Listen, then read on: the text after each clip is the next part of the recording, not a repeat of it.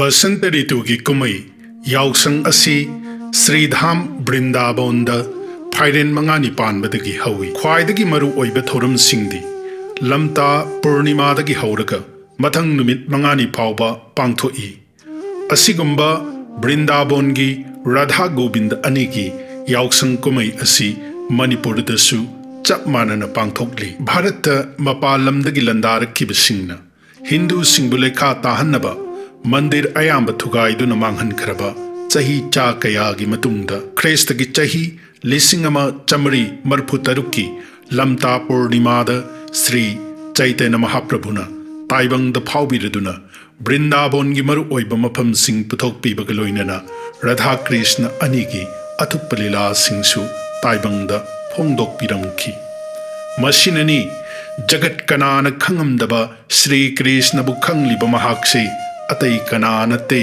Krishna दुमकनी हाइरिबा ngasiगी video असिदा याओशंग इतिहास अमदी करीगिदमक कुमई असि याओशंग कौरिबनो हाइबन चिंगबगी मतांगसिंग नैनरी meetyeng tabiyu अमदी मरुप मपांग खुदिंगी मफमदा video असि यौहनबीनबा शेयर तौसनबीरमु याओशंग नत्रगा होलीदी श्री चैतन्य ताइबंगदा खोंदाबिरक्त्रिंगैगिनी अदुबु श्री राधा कृष्ण अनिगी होली खेल के रस्य सिंह चुपचब नमनब कुमई असिगे अहोबा लमता पूर्णिमागी नुमिदांग वाइरमद ई नत्रगा चरुन साब संगद श्री गौरचंद्रबु लेंगसिंदुना पूजा अमदी आरती कटलब मतुंगदा संगदुबु होलिका दहन ओइना मई थादुना कुमई असि गौरिया वैष्णव सिंगना हौदोई चैतन्य महाप्रभु मिचम अमनते हाइबसी पृथ्वीगी मिपुम खुदिंगमकना लोइनमक यानै अदुबु आर्जदेश ओइरिबा भारत मक्तदसु महाक भक्त अथोइबा अमनी लौबा अमदी कृष्ण मकनी हाइना लौबा कांगबु अनि लै येनरिबा सिमक इबुंगो मागी अपामबगी मतुंग इन्ननी मरमदी श्रीमद् भागवत महापुराण भक्त प्रह्लादना भगवान नरसिंहदेवगी मफमदा स्तुति कच्चब मतमदा असुमना हाइकी इथम नृतिर्यग ऋषि देव जसावतारे लोकान विभावयसि हंसि जगत प्रतीपान धर्म महापुरुष पाशि युगानुवृतम शन्नः कलौ यद भवस्त्री युगोथ सत्वम भगवान बु त्रियुग कवि मरमदी युग अहुम सिद महाकना मी nga sha amadi लाई ओइन अवतार तौदुना फत्तब पुंबु मांगहली अदुबु शन कली हाइबदी कलीददी लोटना थुपना नत्रगा फोंदोक्तना अवतार तौई श्री चैतन्य देव स्वयं कृष्णनी हाइबसी प्रमाण तौबा शास्त्रगी वाताक मसिंग थिंगमदना लै अदुबु श्रीमद् भागवत महापुराण की मनुंगदगी ख्वाइदगी मरु ओइ हाइन खनबा अमखक लौकचरी कृष्ण वर्णम त्विषा कृष्णम शांगोपांगास्त्र पार्षदम यज्ञैः संकीर्तन प्रायैर यजन्ते हि सुमेधस कृष्ण वर्ण हाइबदी अमुब मचु अमदी त्विषा कृष्णम हाइबसी हक्सांगी मचु ताकपनी अदुबु वहाई अनि हंजिनबगी मरमदी वर्ण हाइबसी निंगथीन सैथाबबुसु खंगहली त्विषा आ कृष्णम अमुब मचु नतबा हाइबदी अंगौब ओइब महाकना कृष्णबु मतम सुपद सैथाबा मागी खुलाइदी मसागी फजब रूप अमदी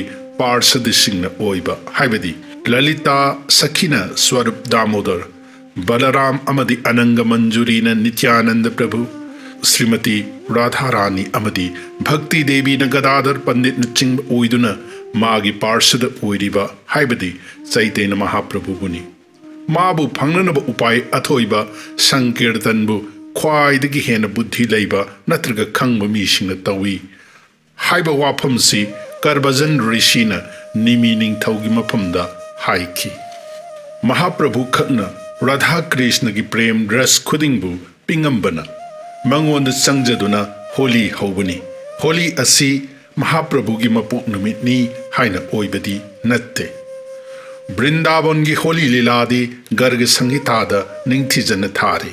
Atopa Babishya Purangi Matung Inna.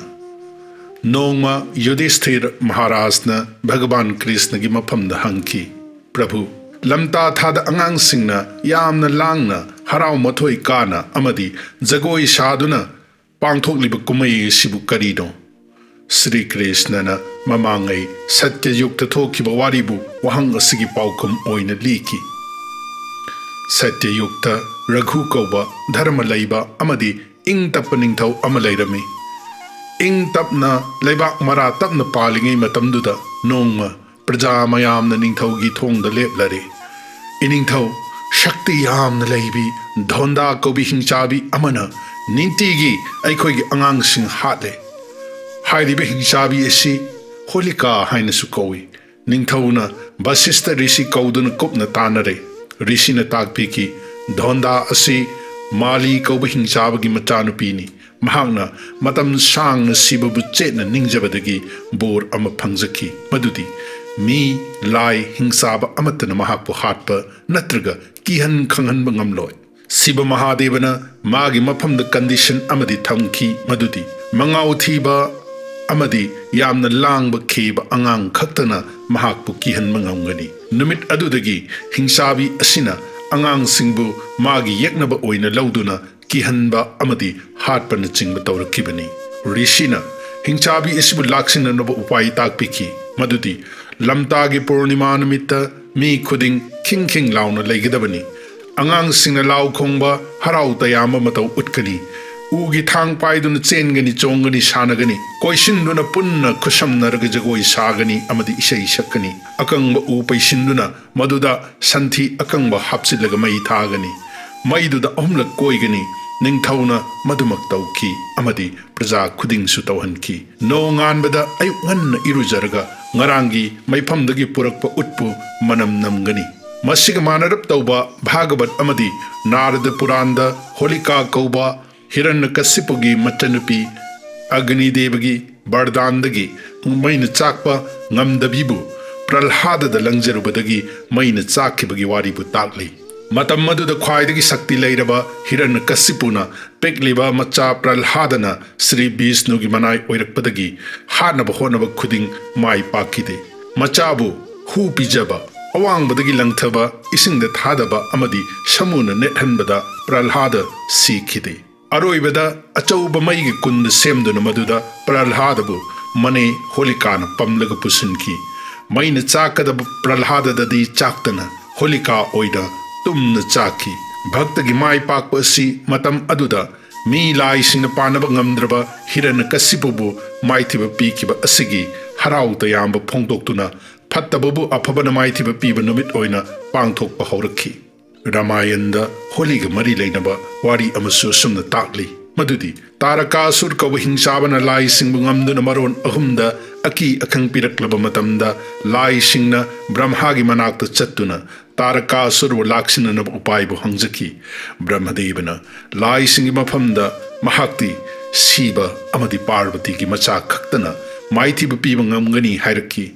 Lai singna Pitamaha Satina Daksha Prajapati gi yagyada dehatyaga taukraba matungda Himaloida samadhida leiriba Mahadeva bumatau karam naudokani takpiyu haijarabada. Brahmana he lai sing aigi ithaudi upai takpani madu karam na taugani haibadudi nakoigi nathaudangni. Kutniti heiba lai singna Kamadevagi mafamda laktuna Mahadevagi samadhi thugaiduna Apamnung sipokhalu haizaki wapamsi Ramcharit Manasta asumna thari. Suranaha kahi nijabipati sabasuni mana kinha vichara. Sambhu virodha na kushalamohi bihasi kaheu hasamara. Lai singna makhoigi problem khudingma Kamadevada haire. Madubu taraga Kamadevana mapukningda vichar tauki. Siva Mahadevagi mayokta chatpa aigi afaba kaidonungda oiroi. Masi tauba yaba thabak amadi natte. Adubu Tadapi karaba kaju tumhara Shruti kaha param dharma upakara Parahita lagi tajai jo dehi Sangtata sangta prasangsahitehi Nakhoigi thabak asi aina taugani Maramdi, Vedana hairi, atopagi mateng pangbadi, athoiba dharmani. Atopagi mateng taubada thawai thadok labadi, santa singna, magi matik magunbu, sakna duna laigani. Asumna, masana yaduna, Kamadevana, magi kulai singi manungdagi, Rituraza santana singbaga loinaduna, Pairen Panchamida, Siva Mahadevagi manakta laki. Siva Maitiba Pinaba Kamadevana, Achauba Tauranga loinana, Araiba kulai pumba thaki, Adabu, Siva Mahadevagi mapamdadi, Karigum amata ahonga oikide. Sangsar pumbadadi, Kamadevagi kulaina, Ziba pumbagi mapukning, Wakal loina honghanki. Angakpa dresya asibu Ramayonda asumna thari. Brahmacharya brata sangyamanana, Dhiraja dharma jnana vigyana, Sadasara japa yoga viraga, Sabaya viveka kataku sabubhaga. Achau achauba mi singi, achum maran khantabagi sakti mangkre. Brahmachari singi brata kaikre. Sangsarda oirakliba ahongba aduda Siva Mahadevana sauraduna ahum subamit pangduna Kamadevabu chakthekduna manghanki. Karigidamak Sivjina adopa khulai amatta sijanadana mitna kamo maithiba piribano haibasimak miyoiba zatida tambiba achauba para amani. Pawning the paurakliba apamba haibasi mittagi hawi. Maramasina mitna madubu maithiba pigadabani haina takpani. Sivajigi asigumba mataw asida Mabu mapuroiba oina phangjanaba akanba tapasya tauriba Devi Parvati amadi Kamadevagi nupi Rati animak thamoi kaikhi. Ratina chada thaktana Sivajibu ningduna laiki. Numit nipuni surakpada Sivajina Parvati amadi Rati animakta thaujan biki. Kamadevabu hingat hanki amadi Parvati gi ningjabasu thunghan biki. Hairiba numit asi Pairen Panchamidagi Nipuni Suba Haibadi Lamta Purnima Namita Taki Namit Asibu Maron Ahumna Achauba Ushap Ama Oina Pangthok Naki Numit Nipuni Asimak Brindabondadi Holi Utshap Pangthoi Kwaidagi Chauna Pangthok Singdi Lamta Nipani Panbagi Latha Holi Lamta Taramathoi Panbagi Pulwali Holi Amadi Lamta Purnima Dagi Horga Mathang Numita Pangthokpa Rang Ushap Pesagari amadi lamta kuni panbagi ranga panchami asini masimak Manipur dasu chap manana pangthokli kumai sing asigi wari sing asi atopa tangkak sing da thamjagi machu tainaba amadi peskari kumai asidi Brindabondagi haukibani Sri Krishnana mama Yashodada ima aishu Radha gumna ngauningi haina hairabada Mamana phagi oina Maga machu mananaba machu mayam taishalo haikibabu Sri Krishnana lila oina machugi kumayesi masada taishinduna hodokibani.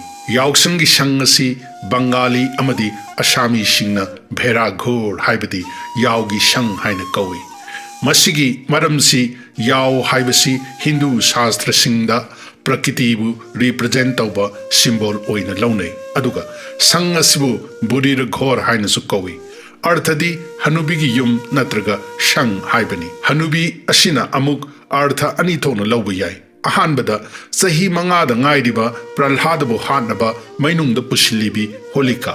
Anishubada ningtham tanamaru pungko kokhallaba ahan oiraba mallaba prakiti asini. Ashigumba kangshillaba mallaba prakitibu Yao natraga Hanubina mahut chinbani. Bharat ki atopa mafam singda Holika gi murti shaduna mai thapasu yauri. Bengal da yauna mahut chinbani. Aduga amukshu yauna atopa artha amada mabuk sengdabi nupi busu khanghalli. Aduga mai da kathoktuna aikoi khudingi nungi phattaba sengdaba khuding sakthek hanbabu Holika dahan natraga Yaoshang mai thaba haina khangai. Namit asida shang mai thaba matamda he mai Nangna Prakiti amanba saklonbu chakthek pagum aikoi gi nungda leidiba pap natraga phattaba natraga amanba mallaba kanadraba bichar khuding chakthek to manghan biu haina nijagani. Awang Bharat ki mafam kharadadi nauna yum panba nupa nupina luhongbada setpa fizol dumak setlaga Holika dahan gi maibu kurumdai. Masina afaba macha phangduna sagai chaukat halli haibagi thajanabi leibagini. Malemda anauba yening hulaktuna machu mamel ningthiba anauba prakriti gi saklon ama lakpabu harau tayamna okshaba Yaoshang na lakpada aikoi khudingi nungda lairamba phattaba wakal khuding chakthek handuna manghan kiduna saukhatpa hena phaba samas ama lakpa oirasino